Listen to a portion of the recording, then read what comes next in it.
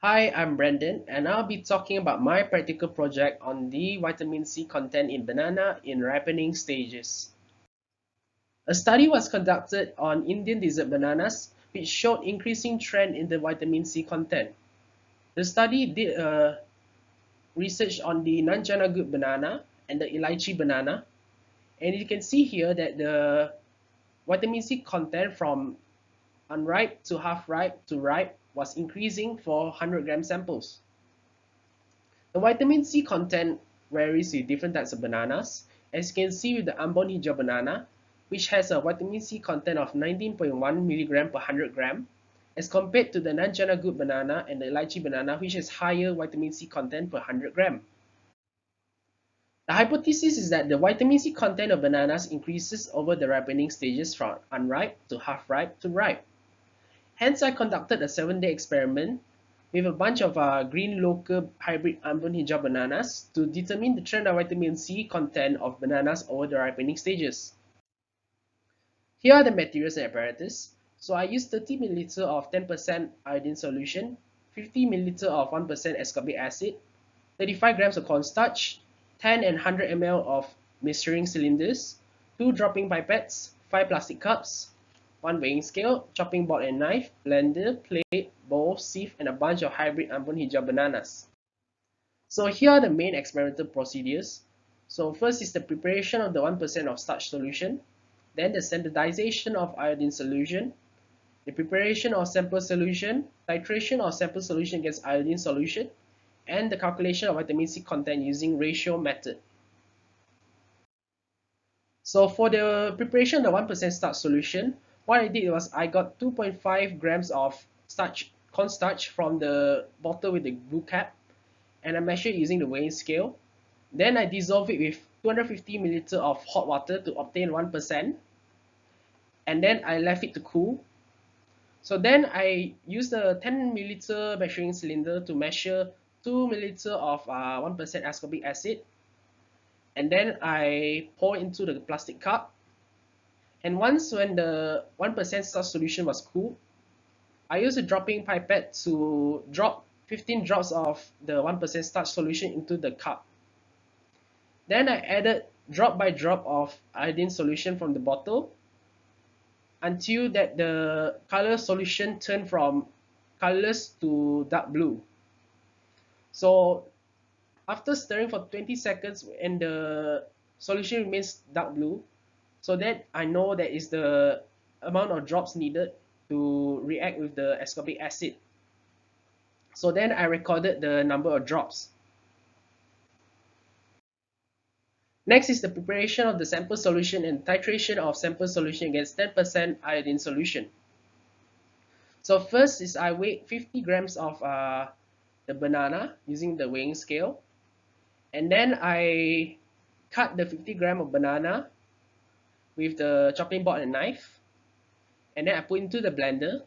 And I added in 100 milliliter of filtered water because the bananas were still unripe and hard. So it was hard to blend at a low volume of water. So after that, I sieve it using I filter using the sieve, and I press it so that the more of the juice will obtain. So then I measured the volume of juice obtained and recorded it down. And then if it was less than 100 milliliter of the juice, I will dilute it to 100 milliliter. If it's more than 100 milliliter, I leave it as it be. And then after that, I obtain 20 milliliter liquid of the sample solution, and then I titrated it against the iodine solution. So I added drop by drop of the iodine solution from the bottle, and then each drop I had to stir it for 20 seconds so that there's a color change. So I check whether it's a color change.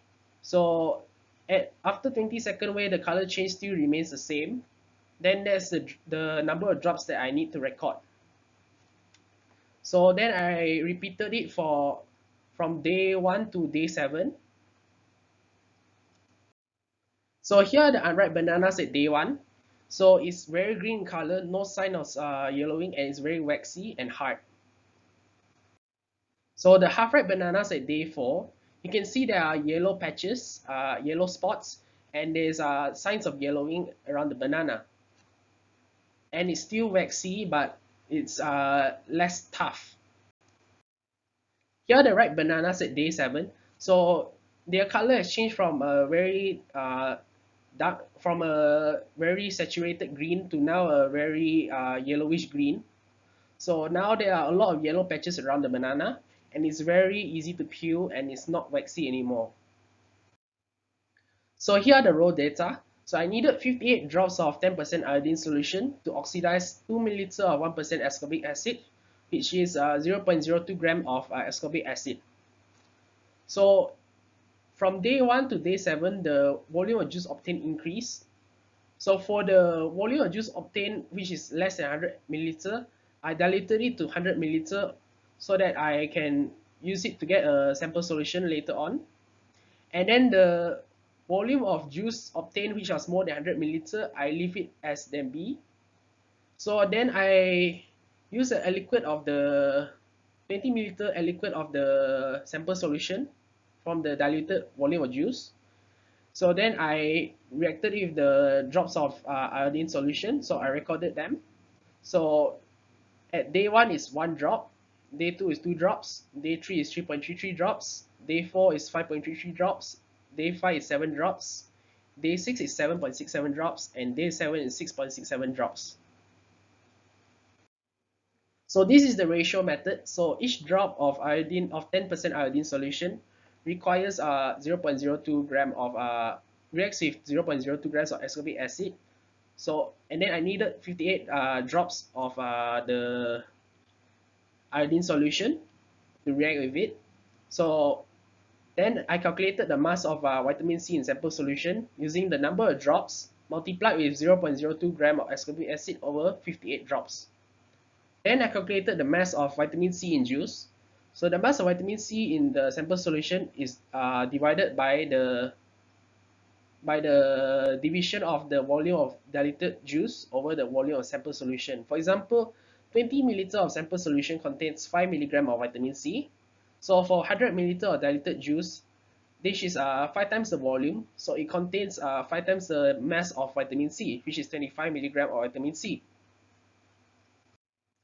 So here are the vitamin C content in the banana. So for 50-gram banana, I had 1.72 milligram at day 1, 3.45 at day 2, 5.74 at day 3, 9.19 at day 4, 12.07 at day 5, and 14.55 at day 6, 16.68 milligram at day 7.